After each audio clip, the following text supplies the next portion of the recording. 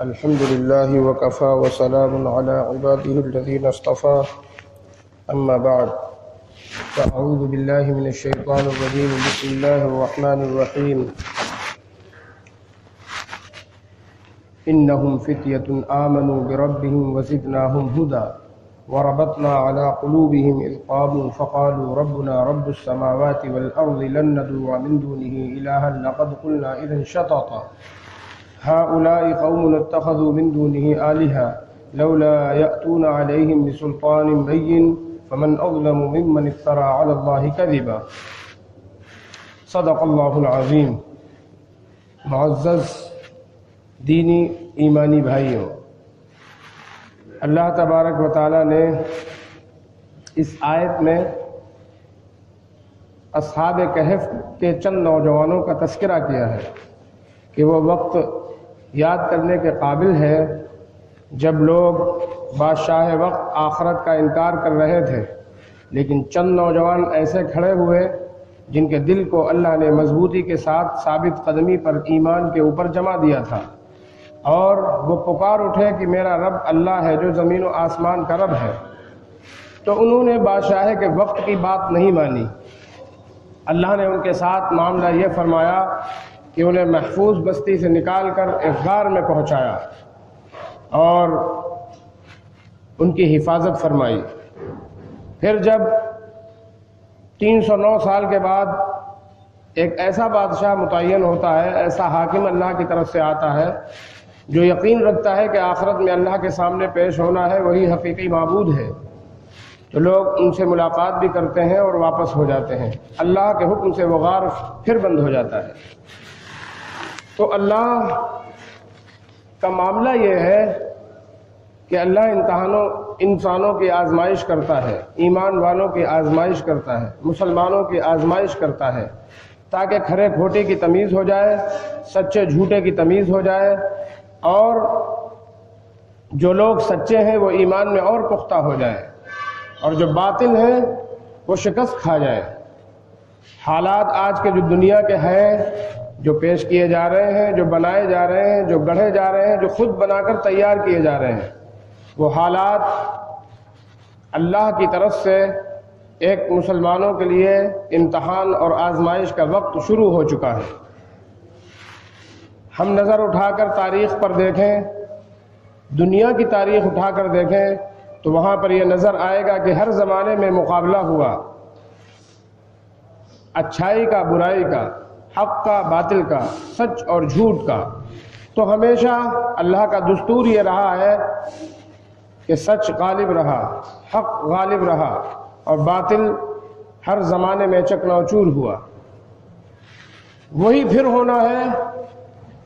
ہم سارے نبیوں کی سیرت کو اٹھا کر دیکھ لیں، آدم علیہ السلام سے لے کر سارے نبیوں کی تاریخ پڑھ جائے تو اس میں یہی ہوگا کہ آزمائشیں لی گئیں، امتحان لیا گیا۔ آزمائش میں اللہ تبارک و تعالی نے آزمایا کہ دیکھیں امتحان میں یہ کھرے اترتے ہیں نہیں اترتے ہیں۔ کبھی ابراہیم علیہ السلام کو آگ میں ڈالا جا رہا ہے تو اللہ کے حکم سے آگ ٹھنڈی ہو رہی ہے۔ قوم لوط کا عمل کرنے والوں پر لوط علیہ السلام انہیں سمجھاتے ہیں، جو ماننے والے تھے انہیں اللہ نے بچایا، باقی لوگوں کو غرق کر دیا گیا۔ نوح علیہ السلام کے وقت میں اللہ کے حکم سے نوح علیہ السلام نے ان کی نصیحت کی، جنہوں نے بات مانی وہ کامیاب ہوئے، نہ ماننے والے غرق کر دیے گئے اور ان عذاب میں انہیں مبتلا کر دیا گیا۔ اس دنیا کے اندر دائمی عذاب تو آخرت میں ان لوگوں کے لیے بھی تیار ہے جو اللہ سے دور ہیں، جو اللہ کا انکار کرتے ہیں، خود کو طاقتور سمجھتے ہیں، اللہ کی طاقت کو نہیں پہچانتے ہیں۔ تو یہ دستور اللہ کا رہا ہے ہمیشہ ہر زمانے میں۔ اور آخری نبی صلی اللہ علیہ وسلم جب برپا ہوئے، نمودار ہوئے، اللہ کے حکم سے دین کو لے کر اٹھے، مکہ مکرمہ میں جنہوں نے ان کی مخالفت کی وہ ہر میدان میں ناکام ہوئے۔ تو ٹھیک اسی طریقے سے آج ہم 4 مسلمان جہاں بیٹھتے ہیں اور جو مسلمان نہیں ہے وہ بیٹھتے ہیں، وہ شیطان کی ٹیم خوش ہوتی ہے اور مسلمان سوچتے ہیں آگے کیا حالات ہوں گے، آگے کیا حالات ہوں گے، کیا ہم صحیح سے ایمان پر رہ پائیں گے؟ نہیں رہ پائیں گے۔ ایمان پر بھی ہم رہیں گے، حالات بھی صحیح رہیں گے، اور جو اس دین کے مخالف ہیں، اس دین کے مخالف ہیں، ان کو صفحہ ہستی سے اللہ مٹا دے گا۔ لیکن سب سے پہلے ہمیں یہ سمجھنا ہے جو یہ وقت چل رہا ہے، اس میں پورا پلان بنایا جا چکا ہے کہ جھوٹ کو سچ بنا کر پیش کیا جائے، سچ کو جھوٹ بنا کر پیش کیا جائے۔ جو دین پر مضبوطی سے جمنے والے ہیں، ثابت قدمی سے رہنے والے ہیں، جو ایک اللہ کو پہچانتے ہیں، جو ایماندار ہیں، جو نیک ہیں، دیندار ہیں، ان کو دہشت گرد بنا کر پیش کیا جائے، ان کو جھوٹا اور مجرم قرار دیا جائے، تاکہ لوگ ایسا نہ ہو کہ اسلام کی ٹولی میں آئیں، ایک اللہ کو پہچان لیں، بلکہ مسلمانوں کو جو سچے لوگ ہیں ان کو دہشت گرد قرار دے دیا جائے۔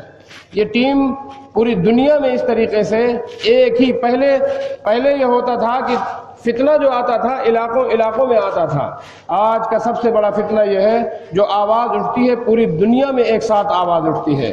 تو آج سارے لوگ سچ کے خلاف اٹھ کھڑے ہوئے ہیں، یعنی تعلیم کے ذریعے، لٹریچر کے ذریعے، اور موبائل کی اسکرین پر جو چیزیں آتی ہیں وہ، اور اخبار، چینلز، یہ سب پوری لابی جو دجال بیٹھے ہوئے اس پر وہ کام کر رہے ہیں۔ حضور اکرم صلی اللہ علیہ وسلم نے فرمایا تھا قیامت کے قریب ستکون خداعات، کچھ سال ایسے آئیں گے جو بڑے دھوکے باز ہوں گے، جو مکر و فریب میں جھوٹ بولنے کے بڑے ماہر ہوں گے۔ تو وہ سال کیسے ہوں گے؟ بہت جھوٹ بولنے والے ہوں گے، یعنی سچ کو جھوٹ کہا جائے گا، جھوٹ کو سچ کہا جائے گا۔ بلکہ زمین جو اللہ نے اتنی بنائی ہے، پوری زمین بنائی انسان کے لیے اور ہر چیز کا انتظام فرما دیا ہے، تو بات یہ چلائی جائے گی کہ دیکھو زمین پہ انسان زندگی نہیں گزار سکتا بلکہ آسمان پر زندگی گزارے، اور لٹریچر کو بدل دیا جائے گا، اور سائنس کو اسلام کے مقابلے میں پیش کیا جائے گا، اور اسی طریقے سے ہر چیز کو بدل کے رکھ دیا جائے گا، الفاظوں کو بدل کے رکھ دیا جائے گا۔ مثلا مثال کے طور پر کسی ایک شخصیت کو بنا کر پیش کیا جائے گا، یہ کہا جائے گا فلاں نام لے کر کے کہ فلاں کی سرکار ہے، بلکہ سرکار کس کی ہے، حکومت کس کی ہے؟ صرف ایک اللہ کی حکومت ہے پوری دنیا پر، اور سب ایک اللہ کے بندے ہیں، سب اللہ کے بندے ہیں، حکومت بادشاہت اس کی ہے۔ اسی طریقے سے تعلیم کے نام پر طرح طرح کے نعرے دیے جائیں گے، اور پوری دنیا اس میں دجالی فتنے میں گرفتار ہوتی چلی جائے گی، اور جو ننگا ناچ ناچنے والے لوگ ہوں گے وہ آوارہ ہو جائیں گے۔ آوارہ ہونے کے بعد ان پہ کوئی شکنجہ نہیں کسا جائے گا، اور ان کو یہ کہا جائے گا یہ سچے لوگ ہیں، یہ امانت دار لوگ ہیں، اور جو حرام چیزوں میں ملوث ہوں گے ان کو بہت اچھا بنا کر پیش کیا جائے گا، ان کو عزت کی نظر سے دیکھا جائے گا، اور جو صحیح لوگ ہوں گے ان کو بالکل دجالی لوگ ذلیل اور رسوا کرنے پہ تل جائیں گے۔ تو ایسے حالات میں بالکل اللہ نے کھول کر معاملہ رکھ دیا ہے کہ اگر کسی کے دل میں ڈر ہوتا ہے تو اللہ نے فرما دیا ہے قرآن مجید میں، جس کے اندر حالات سے اگر ڈر پیدا ہو جائے تو وہ اس کے اندر ایمان نہیں ہے، کفر ہے۔ فرمایا وَلَا تَهِنُوا وَلَا تَحْزَنُوا وَأَنْتُمُ الْأَعْلَوْنَ إِن كُنتُم مُؤْمِنِينَ، اگر تم مؤمن ہو تو بالکل دل میں غم مت لاؤ، خوف مت لاؤ، تم ہی غالب ہوگے اگر تمہارے اندر ایمان ہے۔ حضور اکرم صلی اللہ علیہ وسلم مکہ مکرمہ سے جب نکلتے ہیں، غار ثور میں پناہ لیتے ہیں، تو حضور صلی اللہ علیہ وسلم ابو بکر صدیق رضی اللہ عنہ کو تسلی دیتے ہیں کہ دیکھو ہم دونوں کے ساتھ اللہ ہے، اور ہر پل اللہ نے مدد فرمائی۔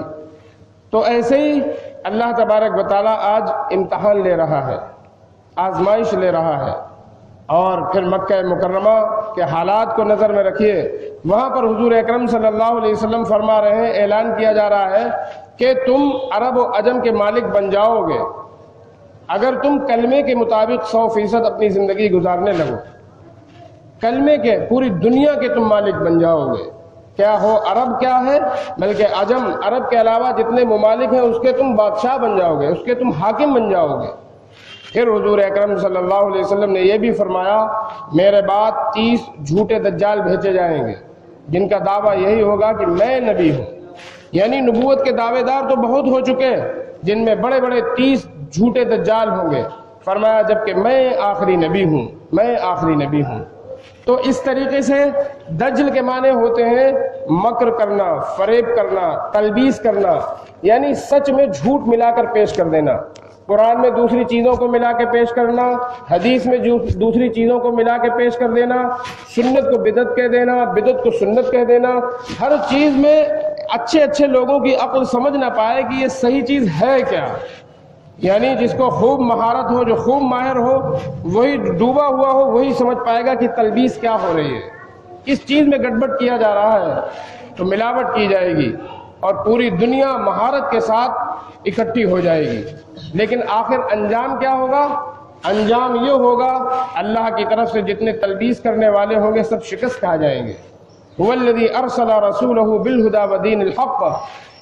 مکہ مکرمہ میں یہ آیت نازل ہوئی، اعلان کیا گیا اللہ ہی وہ ہے جس نے اپنے رسول کو دین برحق کے ساتھ، سچائی کے ساتھ بھیجا ہے. اس لیے بھیجا ہے کہ یہ دین دیگر مذاہبوں پر غالب آ جائے.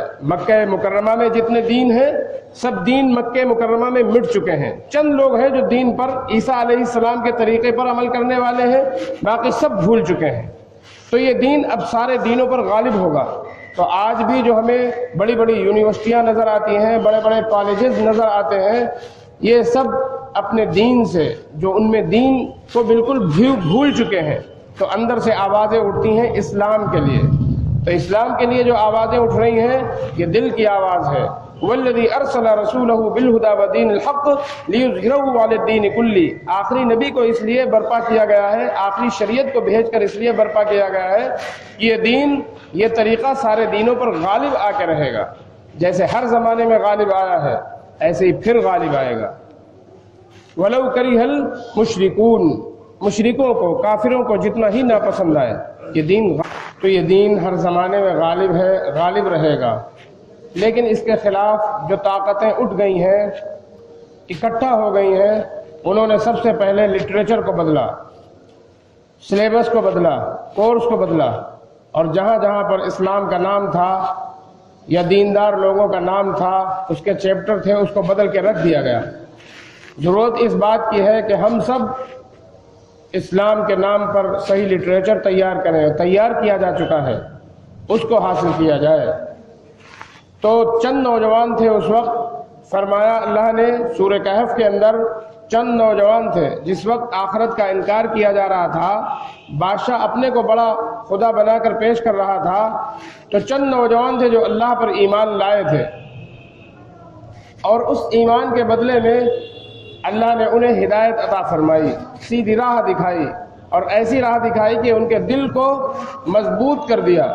ان کے دل کے اندر ایمان ایسا پختہ بنایا کہ اگر کوئی اس کو ایمان کو نکالنا چاہے، ایمان سے ہٹانا چاہے، وہ ہرگز ہٹنے کے لیے تیار نہیں ہوئے. اور یہ پکار اٹھے جب اپنی جگہ سے کھڑے ہوئے، اپنے علاقے سے نکلے یا بادشاہ کے پاس گئے، تو بادشاہ کے سامنے بھی، حاکم وقت کے سامنے بھی انہوں نے یہی کہا، اور اپنے آپس میں مذاکرہ بھی یہی کیا کہ دیکھو ہمارا رب تو وہ رب ہے، وقالوا ربنا رب السماوات، جو آسمانوں کا رب ہے، ساتوں آسمان کا رب، ساتوں زمینوں کا رب، اور ہر چیز کا رب ہے. آسمان و زمین کا جو رب ہے وہ ہے ہمارا رب. اگر ہم نے اس کا انکار کر دیا، کسی اور کو خدا مانا، کسی انسان کو ہم نے خدا مان لیا، یا اس کی حکومت مانی، یا کسی انسان کی ہم نے سرکار مانی، یا اس کی بادشاہت مانی، تو ہم یقیناً بڑا خسارہ، بڑا نقصان اٹھانے والے ہو جائیں گے. اور پھر کہا انہوں نے آپس میں کہ ہماری قوم کو کیا ہو گیا ہے کہ وہ اللہ کو چھوڑ کر، جو سب انسان اللہ کے بندے ہیں، ان کو خدا سمجھ بیٹھے ہیں.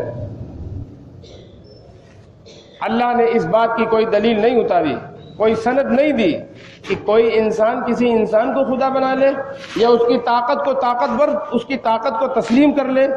صرف لا الہ الا اللہ، اللہ کے سوا کوئی معبود نہیں، نہ کوئی حاکم ہے، نہ کوئی بادشاہ ہے، نہ کوئی زندگی و موت دینے والا ہے.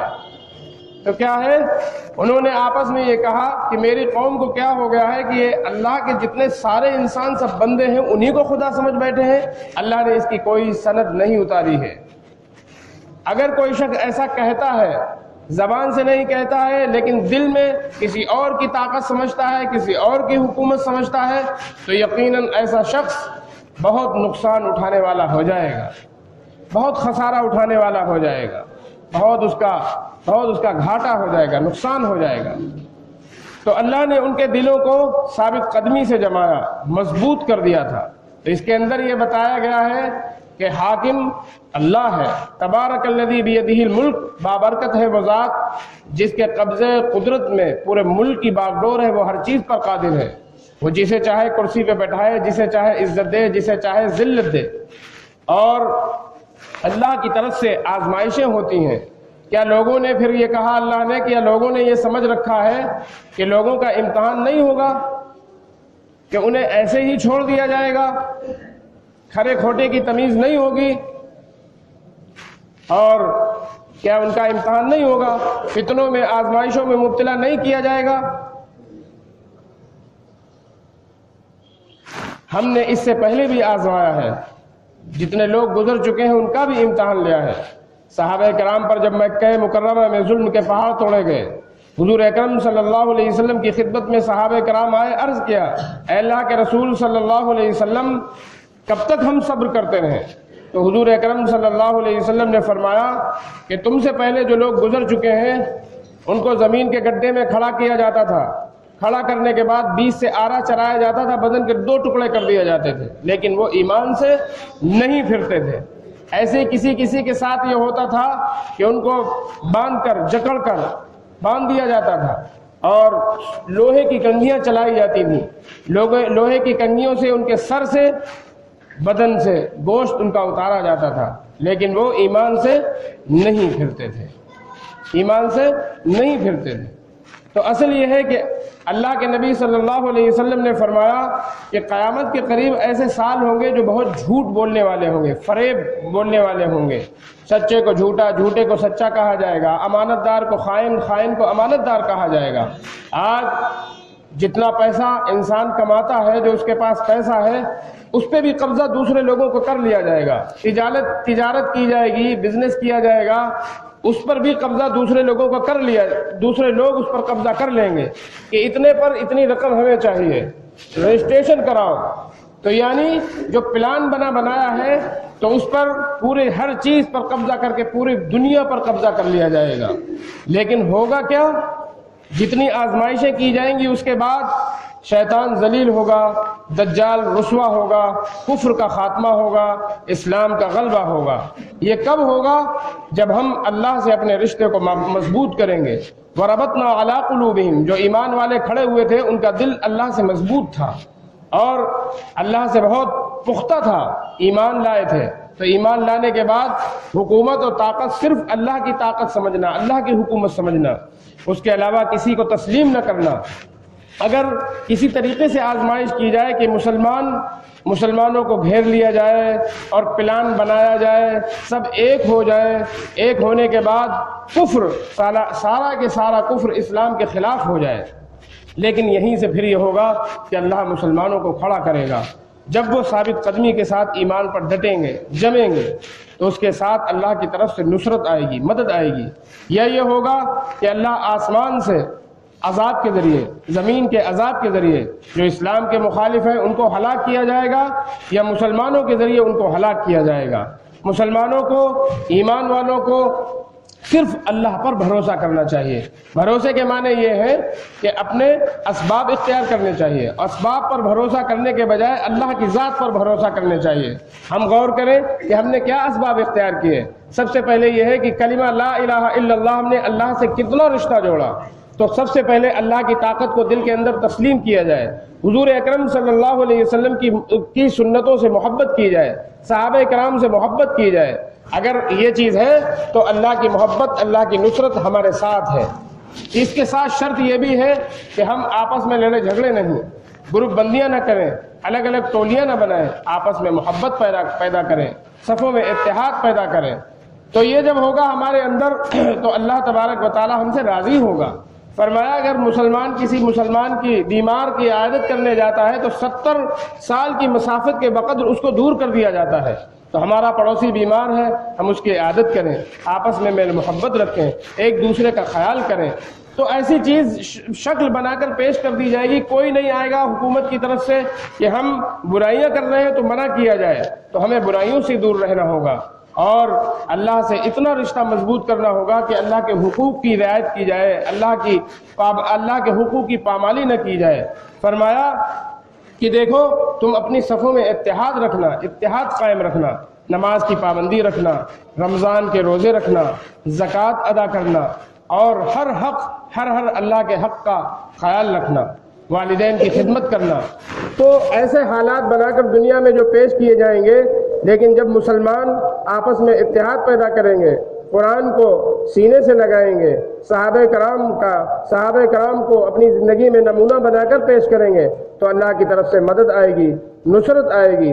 اور کیا ہوگا کہ جو فتنہ ہوتا ہے، اس سے پہلے بھی اللہ نے کیا کیا تھا، مکہ مکرمہ میں دیکھیے جو فتنے برپا کیے گئے تھے، منافقین نے جو فتنے پیدا کیے تھے، تو اللہ نے کیا کیا، تو وہ یہ چاہتے تھے منافقین سارے معاملے ہم الٹ پھیر کر رکھ دیں، سچ و جھوٹ پہچان نہ سکیں لوگ۔ یہاں تک کہ اللہ کی طرف سے جب مدد آئی، نصرت آئی، جب لوگوں نے اللہ کے حقوق کی رعایت کی تو مدد اللہ کی طرف سے آئی، اور کافر لوگ اور مشرک لوگ اور منافقین لوگ اس کو ناپسند کرتے رہے۔ لیکن جب ہم اللہ کے احکامات پر عمل کریں گے تو اللہ کی طرف سے نصرتیں آئیں گی، مدد آئیں گی۔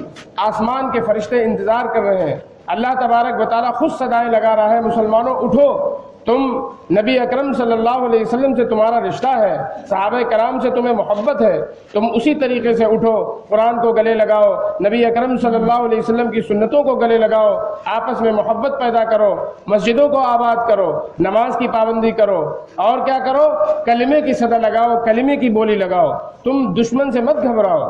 اللہ خود کیا کرے گا، جب تم اللہ کو راضی کرو گے، جب ہم اللہ کو راضی کریں گے، خوش کریں گے، تو اللہ تبارک و تعالیٰ راضی ہوگا اور دلوں کے اندر دہشت دشمنوں کے پیدا کر دے گا۔